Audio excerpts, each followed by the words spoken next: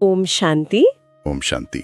आज हम सब मिलकर 13 जनवरी 2026 की मुरली पर गहराई से मनन चिंतन करेंगे। और इस मुरली का जो सार है वो दिल को छू लेता है। मतलब बाप की श्रीमत का सम्मान करना और मुरली को कभी नहीं छोड़ना। बाबा हमें समझा रहे हैं कि कैसे आज्ञाकारी बनकर ही हम अपने लिए पद्मों की कमाई जमा कर सकते हैं। और इसमें जो सबसे खूबसूरत बात उभर कर आती है वो ये है कि कैसे एक ही रूहानी सत्ता हमारे बाप भी हैं, शिक्षक भी हैं और सद्गुरु भी, तीनों रूपों में। हाँ, तीनों रूपों में हमारा मार्गदर्शन कर रहे हैं। और यही स्मृति तो वो आधार है जो हमें पतित से पावन बनाती है और सही मायनों में स्वदर्शन चक्रधारी के नशे में स्थित कराती है। बिल्कुल। चलिए आज की मुरली के इन अनमोल रत्नों को एक एक करके निकालते हैं और उन्हें और गहराई से समझते हैं। हाँ जरूर। तो चलिए पहले बिंदु से शुरू करते हैं जो सबसे बुनियादी है और शायद सबसे शक्तिशाली भी, 3 संबंधों की याद। बाबा कहते हैं कि बाप, टीचर और गुरु तीनों वही एक हैं।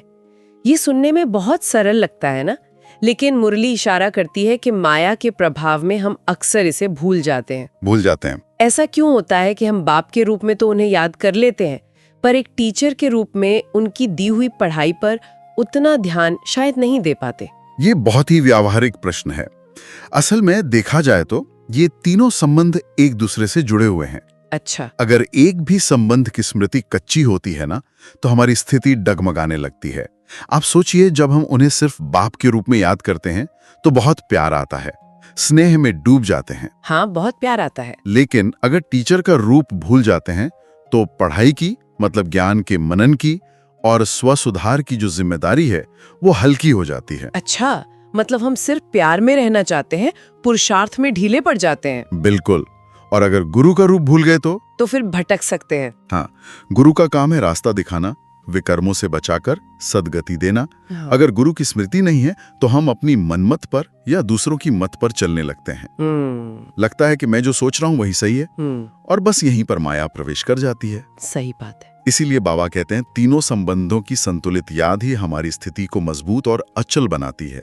बाप से शक्ति, टीचर से ज्ञान और गुरु से दिशा, तीनों ही जरूरी हैं। और इसी दिशा से जुड़ा है मुरली का दूसरा और शायद आज के लिए सबसे महत्वपूर्ण बिंदु, श्रीमत और अपने पुरुषार्थ के चार्ट का महत्व। हाँ, बाबा ने यहाँ एक ऐसी बात कही है जो सच में मतलब चौंका देती है। हाँ। बाबा ने बताया है कि केवल 2% बच्चे ही ईमानदारी से अपना चार्ट लिखते हैं। सिर्फ 2%? हाँ, ये आंकड़ा सुनने में छोटा लगता है, पर इसका अर्थ बहुत गहरा है। चार्ट रखना क्या है? ये एक आईना है। आईना है जो हमें दिखाता है कि हम कहाँ हैं। बिल्कुल, कि हम टीचर की पढ़ाई को कितना अमल में ला रहे हैं। ये आत्मानुशासन का एक तरीका है। लेकिन सिर्फ 2%? ये तो सचमुच हैरान करने वाला है। इसका मतलब तो ये हुआ कि 98% बच्चे इस सबसे बुनियादी आज्ञा के पालन में कहीं ना कहीं पीछे हैं। बाबा इसके पीछे कोई कारण बताते हैं, या आपके अनुभव में चार्ट लिखने में सबसे बड़ी मुश्किल क्या आती है? बाबा इशारा करते हैं कि इसके पीछे आलस्य और लापरवाही ये मुख्य कारण है। हमें लगता है मन में तो सब याद है, लिखने की क्या जरूरत है। हाँ, ये तो होता है। लेकिन जब हम लिखते हैं तो हम खुद के प्रति जवाबदेह हो जाते हैं। हम अपनी गलतियों को साफ साफ देख पाते हैं। और दूसरी बड़ी मुश्किल है अहम। हम अपनी कमियों का सामना नहीं करना चाहते। चार्ट लिखने का मतलब है अपनी गलतियों को स्वीकार करना, और इसमें कभी कभी मन को चोट लगती है ना? हाँ, ये तो है। लेकिन बाबा कहते हैं सच्चा विद्यार्थी वही है जो अपनी कमियों को देखकर उन्हें मिटाने का पुरुषार्थ करे, न कि उनसे मुंह फेरे। मतलब चार्ट रखना सिर्फ एक नियम नहीं, बल्कि स्वयं के प्रति ईमानदार होने का एक अभ्यास है। बिल्कुल। और यही ईमानदारी ही हमें सच्ची रूहानी यात्रा पर आगे ले जाती है, जो कि मुरली का तीसरा मुख्य बिंदु है। बाबा ने दुनिया की भौतिक यात्राओं को झूठा कहा है। ये एक बहुत बहुत बड़ा शब्द है।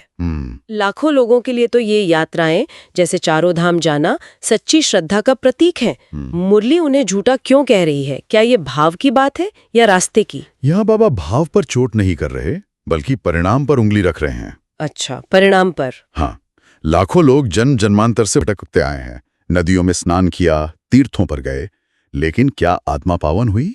क्या विकारों पर जीत मिली? नहीं। जवाब तो नहीं ही है। जवाब है नहीं। आत्मा की मैल जस की तस रही। इसलिए बाबा उन यात्राओं को झूठा कहते हैं, क्योंकि वे अपने घोषित लक्ष्य यानी पावन बनने में सफल नहीं होती। बल्कि वो देह अभिमान को और बढ़ाती हैं। मैंने 4 धाम की यात्रा की। बिल्कुल यही बात है। तो फिर सच्ची यात्रा क्या है? सच्ची यात्रा है मन मना भव की। मन मना भव यानी मन को मुझ एक में लगाओ। ये अंदर की यात्रा है, बाहर की नहीं। ये आत्मा की अपने परम पिता से मिलन की यात्रा है। ये याद की यात्रा ही वो सच्ची गंगा है जिसमें स्नान करने से आत्मा के जन्म जन्मांतर के पाप भस्म होते हैं। और ये अनादि यात्रा है जिसे हर कल्प में एक बार स्वयं बाप आकर सिखाते हैं। इसमें कोई खर्चा नहीं, कोई थकामत नहीं, सिर्फ एक संकल्प की दृढ़ता चाहिए बस। और जब आत्मा इस सच्ची यात्रा पर चलती है तो उसे अपनी असल पहचान याद आती है। और यहाँ हम चौथे बिंदु पर पहुंचते हैं, स्वदर्शन चक्र की स्मृति। मुरली कहती है, हम सो देवता थे, फिर हम सो क्षत्रिय, वैश्य, शूद्र बने। इस ज्ञान को धारण करना ही चक्रवर्ती राजा बनना है। ये सिर्फ एक जानकारी नहीं है ना? बिल्कुल नहीं।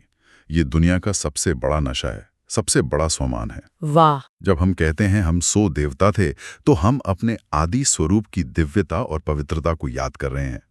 जब हम क्षत्रिय वर्ण को याद करते हैं, तो हम अपने योद्धा स्वरूप को याद करते हैं जिसने माया से संघर्ष किया।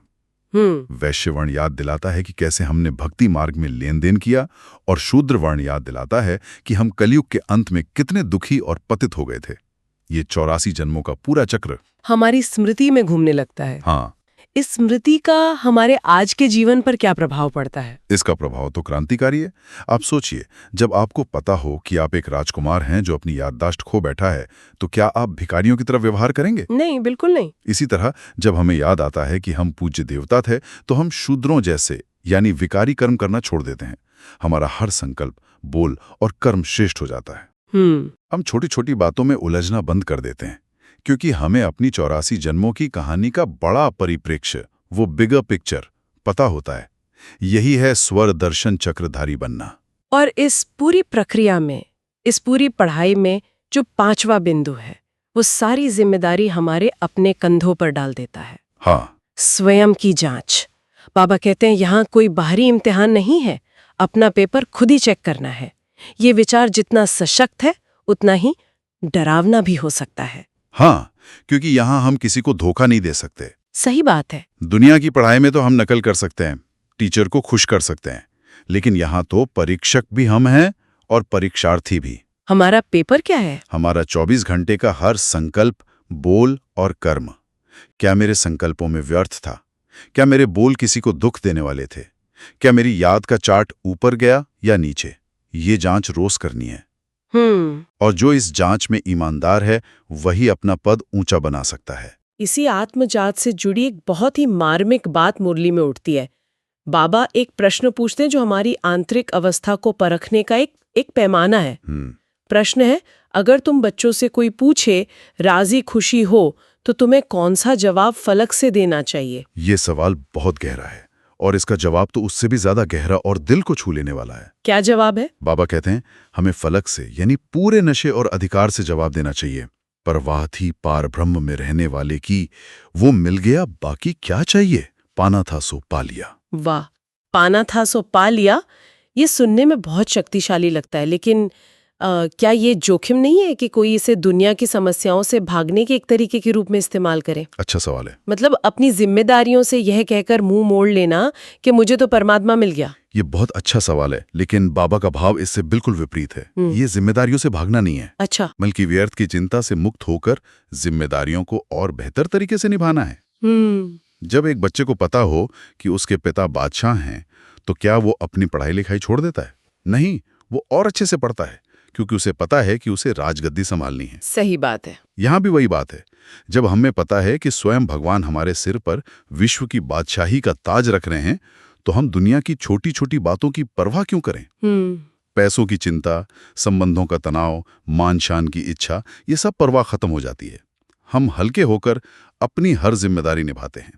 ये बेहद शक्तिशाली डबल लाइट अवस्था है। ये राजी खुशी वाली अवस्था तभी संभव है जब मन पूरी तरह से एक दिशा में हो, और यहीं पर श्रीमत का महत्व सामने आता है, क्योंकि मुरली में इसे आसुरी मत के बिल्कुल विपरीत रखा गया है। इन दोनों में क्या मौलिक अंतर है? सबसे रोचक बात यह है कि श्रीमत को सतयुग से और आसुरी मत को कलयुग से जोड़ा गया है। अच्छा। श्रीमत यानी श्रेष्ठ मत जो स्वयं शिव बाबा देते हैं, ये वो मत है जो आत्मा को देव मत यानी दैवी गुणों वाला बनाती है।